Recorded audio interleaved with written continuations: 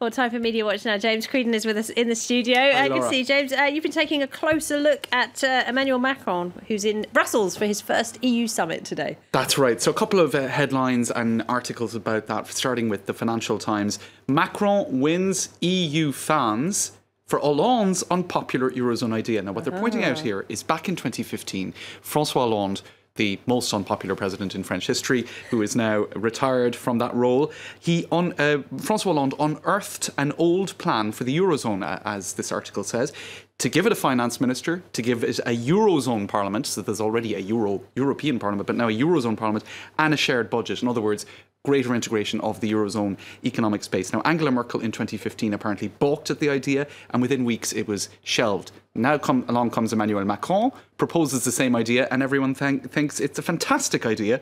And as one EU diplomat is quoted in this article, French swagger is back. And there's a couple of things to say. Going back to the Sarkozy days, I'm imagining. He's the last president I remember swaggering around. He certainly had a bit more swagger. Now, of course, the French political landscape has been utterly changed after the French election. As this headline says, the established political parties are now on the fast track to oblivion. They've been massively weakened. But another thing has changed that perhaps explains why Macron's proposals for a greater integration of the eurozone space are working better, and that is Brexit. And as this article in Politico.eu points out, Emmanuel Macron is ready to make Brexit hurt, but only insofar as Britain's pain makes Europe stronger.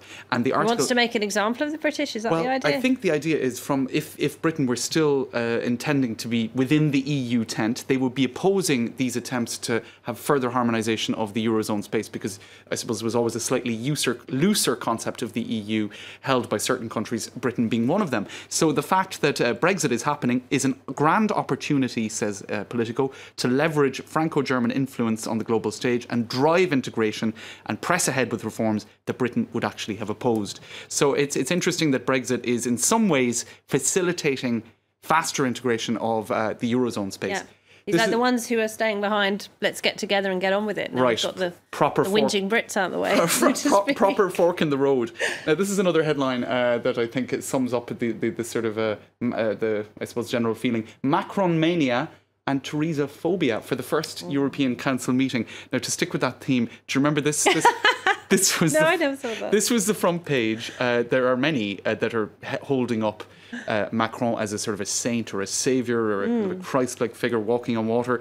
And that photo there, you see, oh, yes. There's another detail. That is Theresa May's shoes, her famous leopard skin shoes, upturned, basically. Oh dear, she's having a terrible time, isn't she? That's right. Now, I'll finish with this image because do you see the European logo, almost like a halo behind Mr. Macron. You're really seeing things now. I think maybe I was looking a little bit too far, right? But even it reminded me of... Did you see the Queen's hat? Well, there you go. I was just about to say it. It reminded me of that. And I'll just finish. It's everywhere. It is everywhere. Flag. And look what they're saying. It's not just me. Macron's superstar, huge interest for the presser of the French president at the EU. And he's certainly shaking things up in Brussels as well, isn't it? Fresh face. But do you know what? New energy. Just as we were talking about him walking on water, I'll finish with one more image, because there was another man who was said to be walking on water. Oh. But you see, it often is very short-lived, isn't it? It because is. The political scene can rapidly change. So Obama, well, I mean, his record is positive, but he's perhaps not walking on water anymore. All right, James, thanks very much indeed. Thanks, James Laura. Creedon.